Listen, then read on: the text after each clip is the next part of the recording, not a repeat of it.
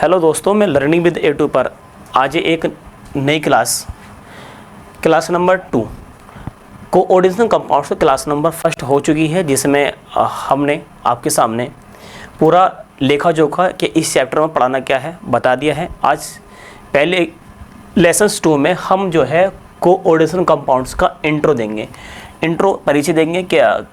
अच्छा, एक बात, कोऑर्डिनेशन कंपाउंड जो होता है वो इनऑर्गेनिक होता है, इनऑर्गेनिक कंपाउंड्स माना जाता है। इनऑर्गेनिक कंपाउंड्स जिसको हम बोलते हैं हिंदी में अकार्बनिक रसायन, अकार्बनिक यौगिक। अकार्बनिक यौगिक को 3 पार्ट में डिवाइड किया गया है, जो कि जनरली पढ़ा जाता है और बताया जाता है। एक तो होता है हमारे पास सिंपल साल्ट, और एक होता है डबल साल्ट, एक होता है डबल साल्ट, और एक होता है हमारे पास कॉम्प्लेक्स साल्ट। तो इन दोनों को, डबल साल्ट और कॉम्प्लेक्स साल्ट को, जो कि सिंपल साल्ट के द्वारा ही बनाए जाते हैं। जब 2 या 2 से अधिक हम जब सिंपल साल्ट ले लेंगे तो हमारा डबल साल्ट या कॉम्प्लेक्स साल्ट मिलेगा, तो इसलिए हम इसको एडिशन कंपाउंड्स भी बोल देंगे, कहते हैं। तो मैं आज जो है पूरी 15 से 20 मिनट की क्लास पे इस पर डिस्कस करना है कि सिंपल साल्ट को बताने के बाद डबल साल्ट और कॉम्प्लेक्स साल्ट का अंतर को हम डिस्कस करेंगे कि डबल साल्ट और कॉम्प्लेक्स साल्ट में होता है क्या है। फिर कॉम्प्लेक्स साल्ट को पढ़ने के बाद कोऑर्डिनेशन कंपाउंड्स पूरा इसके ऊपर डिपेंड करेगा। तो पहले मैं डिस्कस करता हूँ नंबर 1 पर। अगर हम डिस्कस करते हैं सिंपल साल्ट को हिंदी में हम बोलते हैं साधारण लवण। सिंपल साल्ट को हम हिंदी में बोलते हैं साधारण लवण। सिंपल साल्ट के जो एग्जाम्पल होते हैं, जैसे कि फॉर एग्जाम्पल मैं मानूंगा NaCl जो होता है सिंपल साल्ट हो गया, K2SO4 भी सिंपल साल्ट है, FeSO4 भी सिंपल साल्ट है, MgSO4 भी सिंपल साल्ट है। सर ETC मान लो सिंपल साल्ट बनता किस लेवल पे है, कैसे सिंपल साल्ट को बनाया जाता है। तो जब एसिड की अभिक्रिया बेस के साथ कराई जाती है, तो साल्ट प्लस वाटर बनता है, 10th क्लास में पढ़ा होगा। अम्ल, क्षार तथा लवण की परिभाषा में पढ़ा होगा कि लवण जो बनता है जब अम्ल और क्षार की अभिक्रिया करते हैं तो लवण प्राप्त होता है, लवण में जल प्राप्त होता है, जिसे उदासीनीकरण अभिक्रिया भी कहते हैं। तो मैं यहाँ भी यही बात है, सिंपल साल्ट जो है, सिंपल साल्ट के जो लैंग्वेज में हो जाएगा कि जब वो हाइड्रोक्लोरिक अम्ल की अभिक्रिया, सोडियम हाइड्रोक्साइड क्षार ले लिया मैंने, से कराएंगे। जब हाइड्रोक्लोरिक अम्ल की अभिक्रिया सोडियम हाइड्रोक्साइड से कराएंगे तो यहाँ से Na पकड़ेगा, Cl को क्या बन जाएगा NaCl, साथ में क्या बन जाएगा H2O। इसी प्रकार से एक एग्जाम्पल और लेंगे तो सल्फ्यूरिक अम्ल H2SO4 की अभिक्रिया मैग्नीशियम हाइड्रोक्साइड से कराएंगे तो Mg पकड़ेगा सल्फेट को, क्या बनाएगा MgSO4 और प्लस H2O। तो ये जो प्राप्त हुए हैं, ये जो प्राप्त हुए क्या सिंपल साल्ट है। सिंपल साल्ट को एक बहुत ही मोस्ट इम्पोर्टेंट बात यह है कि सिंपल साल्ट जो होता है, जैसे कि मैंने कहा कि NaCl जो सिंपल साल्ट है, इसको जल में घोलने पर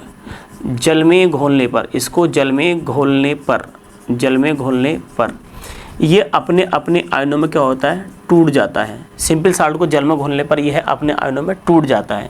जैसे कि मैं बात करूँगा K2SO4 काय में घोलने पर, जल में घोलने पर तो K पर कितना बैलेंस से आती है +1, सल्फेट पर कितने बैलेंस से आती है -K2, पोटेशियम कितने हैं 2 से गुणा मार देंगे। तो मैं कहूँगा कि सिंपल साल्ट को जल में घोलने पर यह अपने आयनों में टूट जाता है। ये बात बिल्कुल कनेक्ट अपना ध्यान रखेंगे कि सिंपल साल्ट जो होता है उसको जल में घोलने पर क्या है, अपना आयनों में क्या होता है, टूट जाता है। बनता किस लेवल पर जाके है, तो एसिड और बेसिक की अभिक्रिया करने पर सिंपल साल्ट प्राप्त होता है। अब डिस्कस करनी है हमें डबल साल्ट और कॉम्प्लेक्स साल्ट पर डिस्कस करनी है, क्योंकि मोस्ट इंपॉर्टेंट टॉपिक ही है और यही हम पढ़ाने के लिए जा रहे हैं। तो नंबर 2 हेडिंग या अगली हेडिंग के बारे में समझेंगे, तो मैं इसको बोलूँगा, चलो नंबर 2 बोलेंगे डबल साल्ट। क्या बोलेंगे, डबल साल्ट, जिसको हिंदी में हम बोलते हैं द्विक लवण, या हिंदी में कहेंगे जिसको द्विक लवण को पहचानने के लिए देखो, द्विक लवण द्विक लवण या डबल साल्ट या कॉम्प्लेक्स साल्ट को हम क्या बोलते हैं, एडिशनल कंपाउंड्स बोलते हैं, यानी कि डबल साल्ट या कॉम्प्लेक्स साल्ट। लेकिन अभी डिस्कस करो डबल साल्ट की। डबल साल्ट जो बनता है वो सिंपल साल्ट के एडिशन से बनता है। जब दो या दो से अधिक सिंपल साल्ट को एक जगह मिलाएंगे तो क्या डबल साल्ट मिलेगा, हाँ, जल की समूह मात्रा लेकर। तो द्विक लवण का अगर एग्जाम्पल की आप बात करोगे तो इसमें एग्जाम्पल में लिया जाता है पोटास एलम, जिसको हम हिंदी में फिटकरी या मोहर लवण, मोहर साल्ट जिसको मोहर लवण, और एक होता है कार्नेलाइट।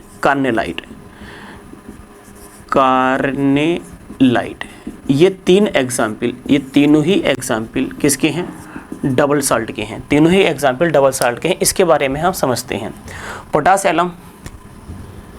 पोटास एलम की अगर बात करेंगे, पोटास एलम का जो फार्मूला होता है वो होता है K2SO4 Al2SO4 का whole thrice into 24H2O।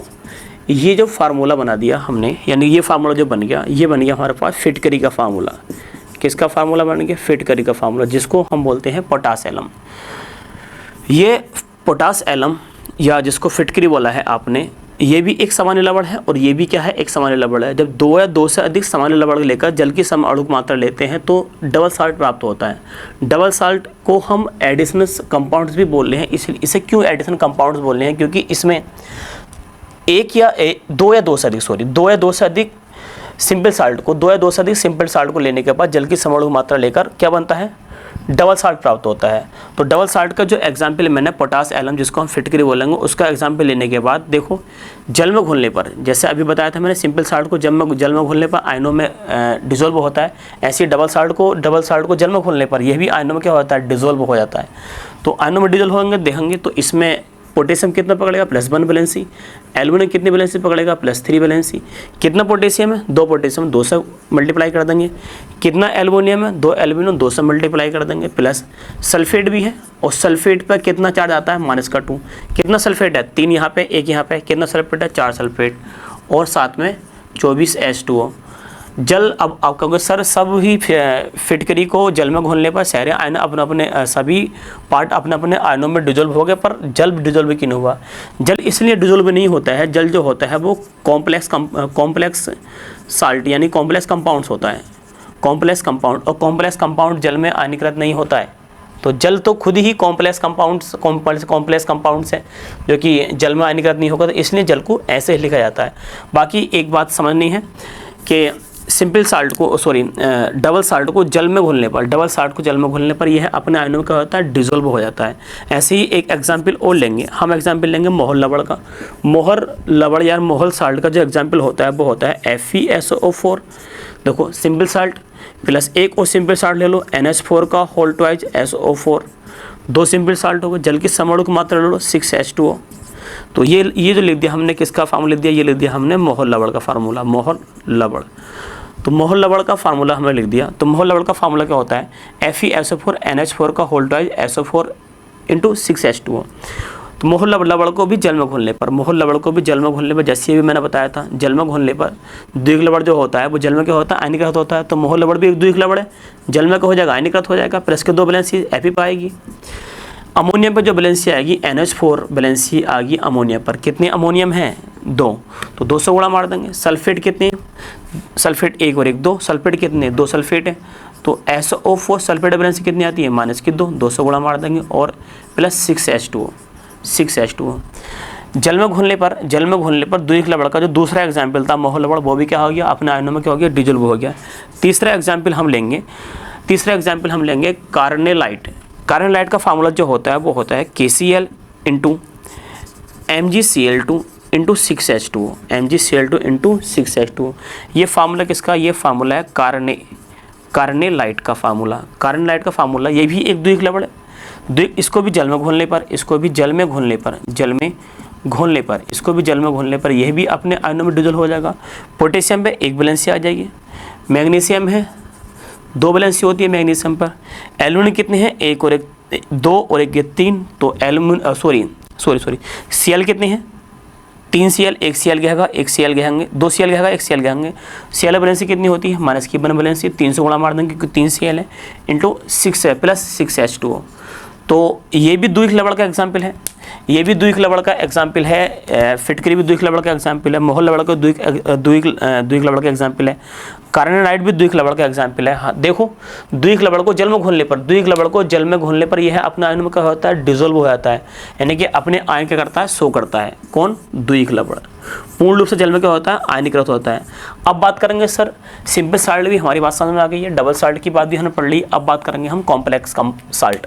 Complex salt को कॉम्प्लेक्स साल्ट भी एक एडिशनल साल्ट है, तो इस पर डिस्कस करते हैं, जो कि चैप्टर यही है, कॉम्प्लेक्स कंपाउंड्स या कॉम्प्लेक्स साल्ट। देखो नंबर 3 पर अगर हम डिस्कस करेंगे, नंबर 3 पर, तो नंबर 3 पर देखते हैं कॉम्प्लेक्स साल्ट, या हम इसको बोलते हैं कोऑर्डिनेशन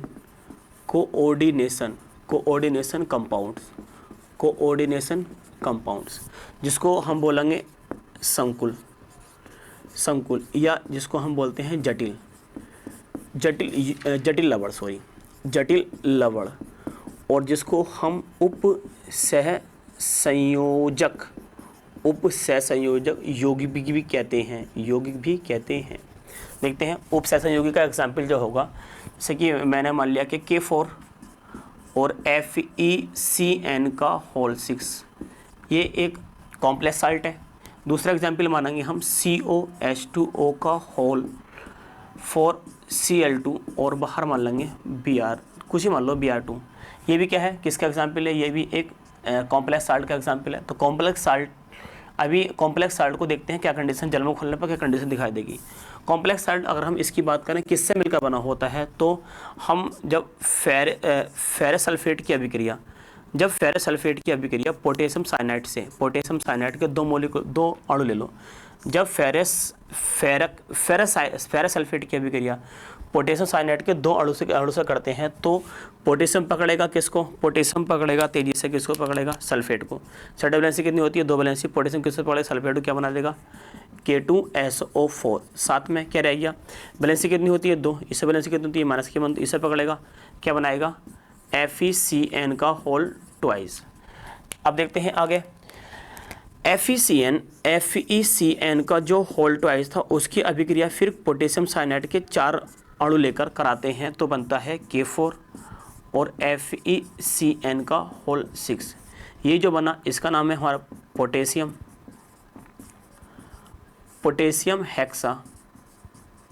हेक्सासाइनाइड। यही क्या है, एक संकुल यौगिक या जिसको हम बोलेंगे कॉम्प्लेक्स कंपाउंड्स या कॉम्प्लेक्स साल्ट बोल दो, यही एक संकुल यौगिक है। संकुल यौगिक खास पहचान ये होती है कि यह एक बड़े ब्रैकेट के अंदर क्या होता है, बंद होता है, जिसको बड़ा कोष्ठक बोलते हैं, और इसमें इधर के जो भाग होते हैं ये धनायन भाग होता है, इधर का ऋणायन वाला भाग होता है। सबसे बड़ी पहचान ये है कि संकुल यौगिक बड़े ब्रैकेट के अंदर बंद होता है, और सेंटर वाला जो एटम होता है वो डिवलप होता है, बाकी यहाँ पे क्या होते हैं, लिगेंड्स लगे होते हैं। इस पर डिस्कस करते हैं। तो संकुल यौगिक का हमने देख लिया किस टाइप से बनेगा। तो संकुल यौगिक को आगे देखते हैं कि जल में डिजोल्व होगा नहीं होगा। तो एक संकुल यौगिक हमने ये ले लिया, एक संकुल यौगिक लिया हमने K4 FeCN का होल 6। इसको जल में घुलने पर, काय में घुलने पर, जल में घुलने पर K+ अलग आ जाएगा, और FeCN का होल 6 के ऊपर माइनस का 1 वैलेंसी आ जाएगा। कितने पोटेशियम हटे, 4 पोटेशियम, तो 4 से गुणा मार देंगे, तो इस पे कितने माइनस आएंगे, 4 माइनस आएंगे। यहाँ देखने वाली बात है कि जो संकुल यौगिक है, संकुल यौगिक कौन सा होता है, जो बड़े ब्रैकेट के अंदर बंद होता है। संकुल यौगिक जल में आयनीकृत नहीं हुआ है, यही बात समझनी थी कि संकुल यौगिक जल में आयनीकृत नहीं होता है, इसलिए इस यौगिक को कॉम्प्लेक्स साल्ट कहते हैं। ये बात समझनी थी, इसलिए इस यौगिक का बोलेंगे कॉम्प्लेक्स साल्ट। ठीक है, इसमें लिगेंड्स, ये कौन है, सेंट्रल मेटल एटम के मध्य कोऑर्डिनेट बॉन्ड होता है, इसलिए इस कंपाउंड को कोऑर्डिनेशन कोऑर्डिनेशन कंपाउंड भी कहते हैं। इसमें लिगेंड्स और सेंटर वाले एटम के मध्य एक कोऑर्डिनेट बॉन्ड होता है, इसलिए इसको कोऑर्डिनेशन कंपाउंड भी कहते हैं। तो हमें जो पढ़ना था वो संकुल यौगिक पढ़ना है, और चैप्टर भी जो है कोऑर्डिनेशन कंपाउंड से पर डे इसमें एक क्लास आएगी। तो पर डे हमें यही बात पढ़नी पड़ेगी, कॉम्प्लेक्स कंपाउंड्स है क्या, कोऑर्डिनेशन कंपाउंड्स है क्या, ये डेली इस पर हम डिस्कस करेंगे। पर डे 20 से 25 मिनट की क्लास आगे रहेगी। तो अभी कुछ नॉर्मल सी बात बताइए कि संकुल यौगिक जो जल में आयनीकृत नहीं होता है, बट ये क्यों नहीं होता है, क्या कंडीशन है, इसके अंदर Fe कौन है, साइनेट कौन है, 6 क्यों आया है, बड़ा ब्रैकेट क्यों हुआ है, माइनस के 4 क्यों लगे हैं इस पर, इसको समझने के लिए आगे क्लास आएंगी हमारे पास, आगे क्लास में हम समझते रहेंगे। अच्छा, एक एग्जाम्पल और लेते हैं, एक एग्जाम्पल की और बात करेंगे। तो COH2O का होल, H2O का होल 4 मान लो, H2O का होल 4 और Cl2, और बाहर ले लो आप Br ले लो, इसको जल में घोलने पर देखो ये क्या है, यही तो संकुल यौगिक है ओनली, जो बड़े ब्रैकेट के अंदर होता है वही तो संकुल यौगिक होता है। इसको जल में घोलने पर COH2O का होल 4 और Cl2 प्लस Br है प्लस Br नेगेटिव, तो इस पर क्या आ जाएगा, पॉजिटिव आ जाएगा। संकुल यौगिक को जल में घोलने पर यह अपने आयनों में नहीं टूटता है, संकुल यौगिक को जल में घोलने पर यह अपने आयनों में नहीं टूटता है, जबकि द्विक लवण को और सिंपल साल्ट को, जबकि डबल साल्ट और सिंपल साल्ट को जल में घोलने पर वह अपने आयनों में क्या होता है, टूट जाता है। परंतु कभी भी संकुल यौगिक कभी भी अपने आयनों में नहीं टूटता है। तो अब देखते हैं इसमें डबल साल्ट और कॉम्प्लेक्स साल्ट में अंतर देखते हैं कि कैसे कैसे इसकी लैंग्वेज हुई और क्या अंतर होता है, कैसे टूटता है कैसे नहीं टूटता। तो अब देखते हैं इसका अंतर। तो द्विक लवण और संकुल यौगिक जिसको अपनों ने उपसहसंयोजक यौगिक बोला है, में अंतर डिस्कस करने के लिए आए हैं अभी। तो इसमें द्विक लवण और संकुल यौगिक में क्या अंतर होता है, अभी मैंने बताया था। देखो इसमें लिख भी रहा है, द्विक लवण के क्रिस्टल की संरचना अपने अवयव के साधारण लवण से भिन्न होती है। मतलब द्विक ये क्या चाह रहा है कि जैसे कि K2SO4 बना प्लस Al2SO4 का होल थ्राइस प्लस 24H2O बना, इससे मिलाने के बाद फिटकरी बनी। तो फिटकरी का जो क्रिस्टल होता है अपने जो अवयव हैं, ये जो अवयव हैं उससे क्या होती है, डिफरेंट होती है। लिख भी रहा है द्विक लवण के क्रिस्टलों की संरचना, द्विक लवण ये क्या है, द्विक लवण के क्रिस्टलों की संरचना अपने अवयवी साधारण लवणों, ये कौन से लवण है, साधारण लवणों से कैसी होती है, भिन्न होती है। ये बात मैंने बताया था कि फिटकरी को जल में डिजोल्व करने पर, बताया था कि जल में घोलने पर अपने अणु में क्या होती है, टूट जाता है। तो ये ठोस में जलीय अवस्था में अपना अस्तित्व खो देते हैं। तो देखो ये क्या है, एक द्विक लवण, क्या है, द्विक लवण जल में घोलने पर जलीय अवस्था में, ये ठोस अवस्था जलीय अवस्था में अपना अस्तित्व क्या कर देते हैं, खो देते हैं। ये कौन सी अवस्था में, सॉलिड अवस्था में अस्तित्व खो रहा था, लेकिन उसका क्या में डाल दिया हमने, जल में डाल दिया। तो जल में डालने पर क्या होता, अपने अणु में टूट गया, K पॉजिटिव अलग, Al-3 अलग, सल्फेट SO4- अलग, H पॉजिटिव OH नेगेटिव। तो मैंने यही बताया था, अभी डिस्कस कर रहे हैं हम काफ़ी देर से, कि द्विक लवण जो होता है वो सामान्य लवण से मिलकर बना होता है। द्विक लवण सामान्य लवणों से मिलकर बना होता है, जिसको जल में घोलने पर यह अपने आयनों में टूट जाता है। जबकि संकुल यौगिक के क्रिस्टल ठोस में जलीय विलयन में अपना अस्तित्व बनाए रखते हैं। देखो यही बात इंपॉर्टेंट है, जो कोऑर्डिनेशन कंपाउंड्स में आगे हम पढ़ाते रहेंगे, समझाते रहेंगे। ये बात बिल्कुल ध्यान रखना है कि ये अंदर वाला ब्रैकेट कभी भी जल में डिजोल्व नहीं होता है। ये लिख भी रहा है, संकुल यौगिक के क्रिस्टल ठोस में जलीय विलयन में अपना अस्तित्व बनाए रखते हैं, देखो ये क्या है, एक कॉम्प्लेक्स कंपाउंड जिसको अपनो संकुल यौगिक बोलेंगे। जल में घुलने पर देखो ये इतना कॉम्प्लेक्स कंपाउंड जबकि ये क्या होते हैं, भाग लगा होते हैं। तो जल में घुलने पर ये है अपना अस्तित्व क्या होते हैं, बनाए रखते हैं। जलीय विलयन में या ठोस अवस्था में अपना अस्तित्व क्या होते हैं, बनाए रखते हैं। ये जल में डिजोल्व नहीं होता, इसलिए इनको संकुल या कॉम्प्लेक्स बोलते हैं। नंबर 2 पॉइंट की बात करेंगे, द्विक लवण का जलीय विलयन में परीक्षण किया जा सकता है। हाँ देखो नंबर 2 पॉइंट क्या लिख रहा है, द्विक लवणों का जलीय विलयन में परीक्षण किया जा सकता है, क्योंकि जलीय विलयन में द्विक लवण आयनीकृत हो जाता है, इसलिए इसको जलीय विलयन में परीक्षण किया जा सकता है, लैब के द्वारा टेस्ट किया जा सकता है। संकुल यौगिक का जलीय विलयन में उनका परीक्षण नहीं किया जा सकता। देखो फीड बॉय वाली बात, जल में घुलने पर इसको जल में घुलने पर यह अपने आयनों में नहीं टूटा। जब अपने आयनों में नहीं टूटा तो क्या लैब टेस्ट कर सकते हैं? नहीं कर सकते। तो इसका परीक्षण नहीं किया जा सकता। संकुल यौगिक को जलीय विलयन में उनका परीक्षण नहीं किया जा सकता। तीसरी बात, द्विक लवण में सभी आबंध की प्रकृति विद्युत संयोजी या आयनिक होती है। देखो यहाँ पे क्या है? प्लस चार्ज, इसे क्या है? Minus charge. तो ये प्लस चार्ज माइनस चार्ज, इसको क्या बोलने होती है? क्या बोलते हैं? विद्युत संयोजी बोलते हैं। इसको क्या बोलते हैं? आयनिक बोलते हैं। जलीय विलयन में घुलने पर परीक्षण करने पर, जलीय विलयन में घुलने पर परीक्षण करने पर पाया कि द्विक लवण जो है एक विद्युत संयोजी आबंध की प्रकृति का होता है। अर्थात द्विक लवण में सभी आबंध की प्रकृति विद्युत संयोजी या आयनिक होती है। जबकि संकुल यौगिक में धातु आयन व परमाणु, संकुल यौगिक में धातु आयन या परमाणु और उनसे जुड़े लिगेंड्स, ये कौन होते हैं? ये मेटल है। इनसे जुड़े कौन है? लिगेंड्स।